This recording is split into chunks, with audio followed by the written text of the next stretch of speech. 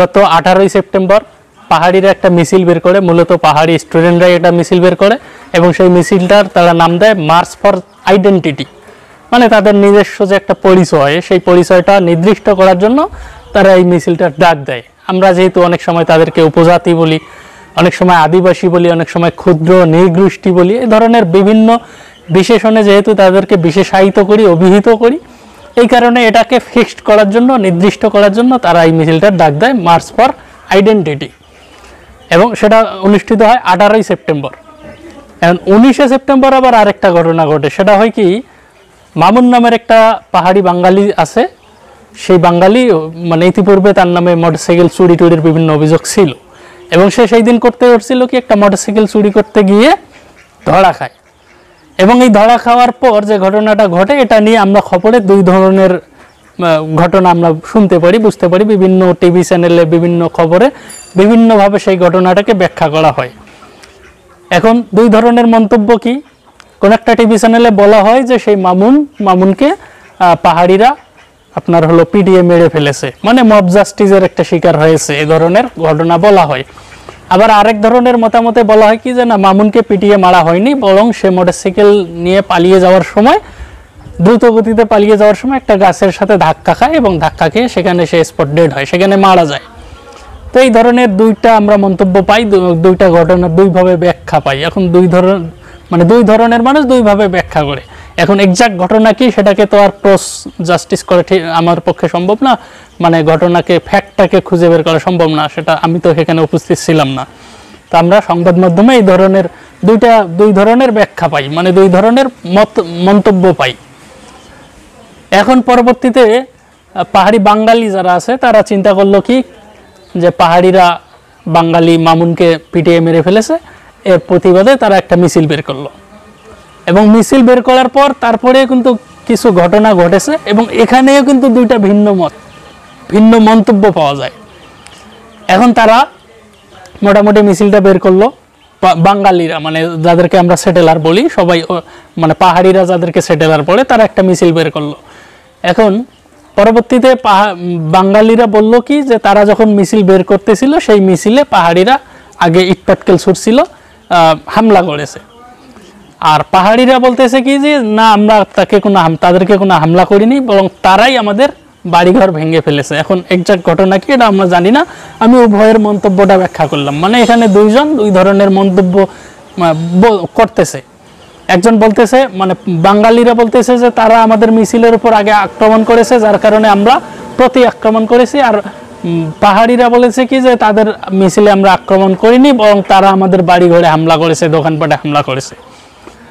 এখন যাই হোক, দুই ধরনের ভিন্ন মন্তব্য, কিন্তু এখানে ঘটনাটা ঘটলো কি, আপনার হলো পাহাড়ি এবং বাঙালি একটা সংঘর্ষ লেগে গেল। এই সংঘর্ষে মোটামুটি 102টার মতো বাড়িঘর, দোকানপাটে হামলা চালানো হলো, ভাঙচুর করা হলো এবং এখানে দেখা গেল যে 102টার মধ্যে 80টাই কিন্তু পাহাড়িদের, মানে তাদের বাড়িঘর, তাদের দোকানপাট এভাবে ভাঙচুর করা হলো, ভেঙে ফেলা হলো, হামলা করা হলো এবং 22টার মতো দোকানপাট, বাড়িঘর ছিল বাঙালিদের, সেটেলার বাঙালিদের। এখন এই ঘটনার পরবর্তীতে আমরা একটা গোলাগুলির ঘটনা শুনেছিলাম, গোলাগুলির খবর শুনেছিলাম এবং সেখানে আপনার হলো সেনাবাহিনী ছিল এবং এই যে দুর্ঘটনাটা ঘটলো, এখানে হলো কি তিনজন পাহাড়ি মারা গেল, মানে একটা মৃত্যু হলো।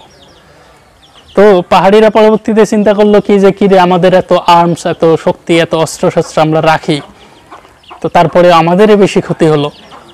তো যার কারণে পরবর্তীতে কি হলো, একটা দাঙ্গা ছড়িয়ে পড়লো পাহাড়ি এবং বাঙালিদের মধ্যে। মূলত ঘটনার সূত্রপাত এখান থেকে।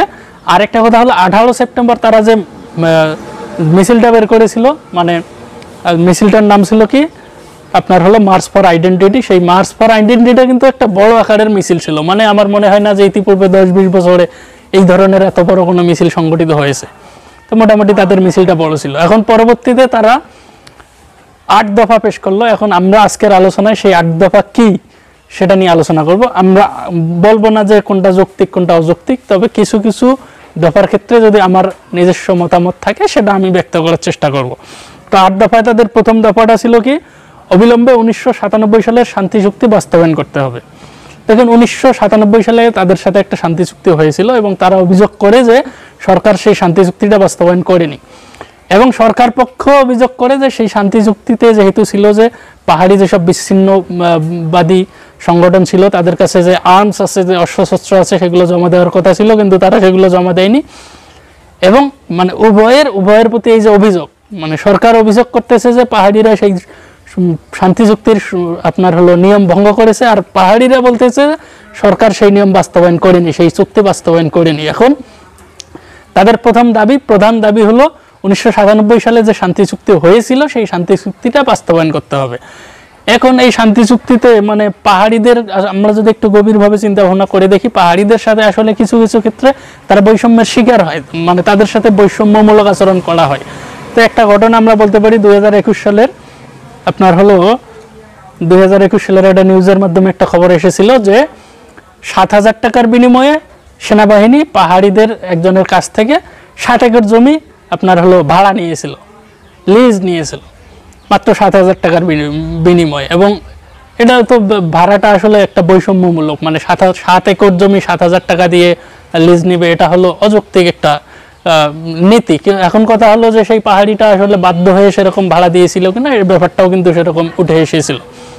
তো তাদের প্রথম যুক্তি হলো কি 1997 সালে যে শান্তি চুক্তিটা হয়েছিল সেটাকে বাস্তবায়ন করতে হবে, এবং দ্বিতীয় চুক্তি হলো দ্বিতীয় যে দাবি যে দফাটা ছিল সেটা হলো আদিবাসী হিসেবে স্বীকৃতি, মানে তাদেরকে আদিবাসী হিসেবে স্বীকৃতি দিতে হবে। এখন বাংলাদেশ সরকার তো তাদেরকে আদিবাসী হিসেবে স্বীকৃতি দেয় না, তার পরিবর্তে তাদেরকে আমরা উপজাতি বলি, অনেক সময় ক্ষুদ্র নৃ গোষ্ঠী বলি, কিন্তু তাদের কথা হলো তাদেরকে আদিবাসী হিসেবে স্বীকৃতি দিতে হবে। এখন এটা তো ব্যাখ্যামূলক একটা হলো রিসার্চমূলক ব্যাপার যে তাদেরকে আদৌ আদিবাসী হিসেবে বাংলাদেশ সরকার স্বীকৃতি দিবে কিনা কিংবা স্বীকৃতি দেওয়া উচিত কিনা, এই প্রসঙ্গে একটা আলাদা ভিডিও থাকবে, সেখানে আমি বিষয়গুলো নিয়ে মানে একদম প্রাগৈতিহাসিক ইতিহাস সহ আমি এই ব্যাপারগুলো ব্যাখ্যা করার চেষ্টা করব। তাহলে তাদের দ্বিতীয় দাবি ছিল কি তাদেরকে আদিবাসী হিসেবে স্বীকৃতি দিতে হবে, এবং তৃতীয় যে দাবি সেটা ছিল কি 5% কোটা পুনর্বহাল।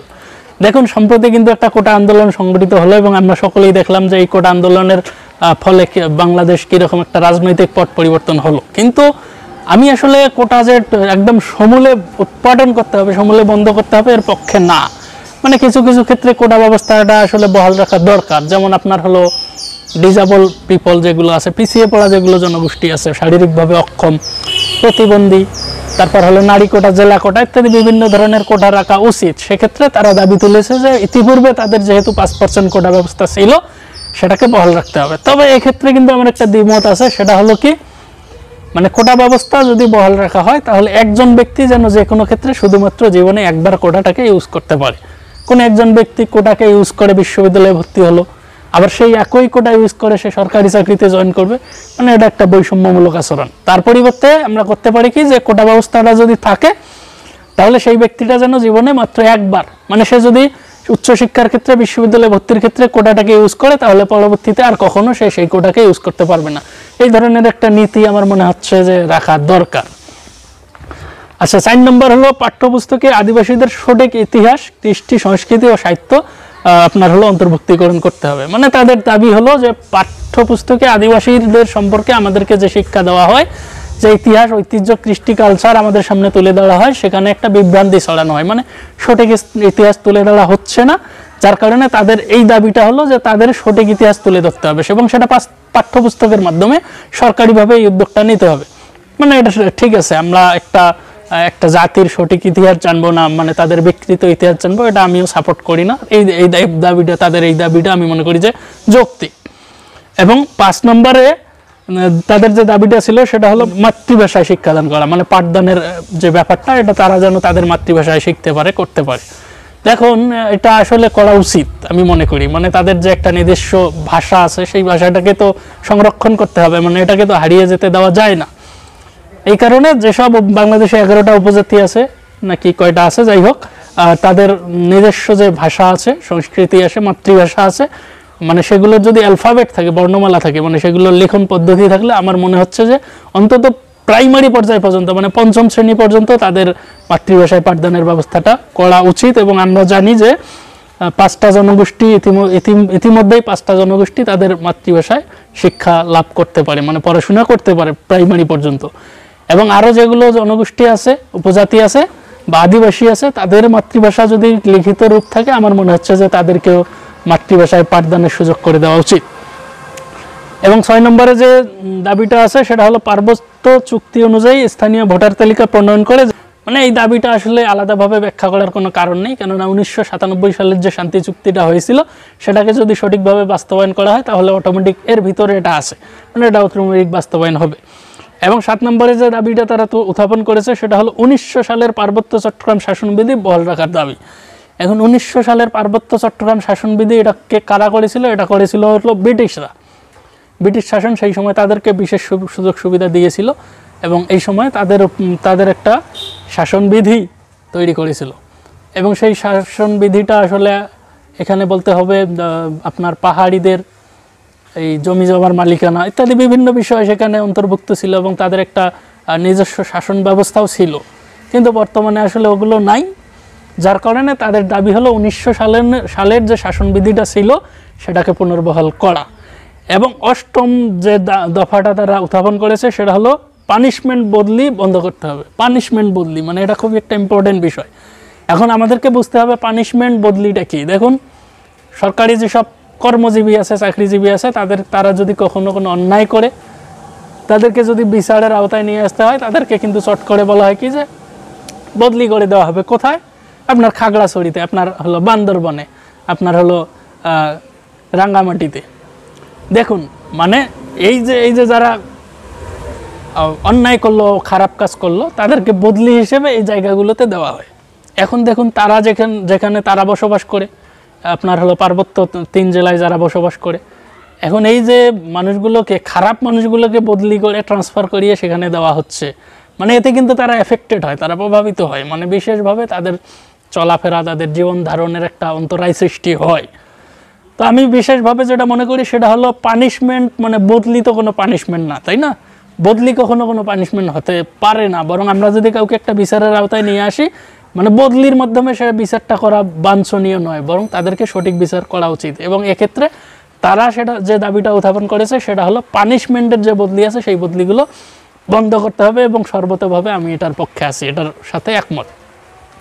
তো বন্ধুরা, এই যে 8টা দাবি তারা উত্থাপন করেছে, আর দাবিগুলো আসলে আমি বিভিন্নভাবে কোনো মেইন স্ট্রিম মিডিয়ায় দাবিগুলো একসাথে উত্থাপন করা হয়নি, আমি বিভিন্নভাবে ফেসবুক থেকে বিভিন্নভাবে সেটাকে সংগ্রহ করেছি। এখন আমার মনে হচ্ছে যে এগুলো কিছু কিছু যৌক্তিক দাবি আছে এবং সেগুলো যৌক্তিক নাকি অযৌক্তিক এই বিষয়ে আমরা আলোচনা করব পরবর্তী কোনো ভিডিওতে। সেই পর্যন্ত সবাই ভালো থাকুন, সুস্থ থাকুন, আল্লাহ হাফেজ।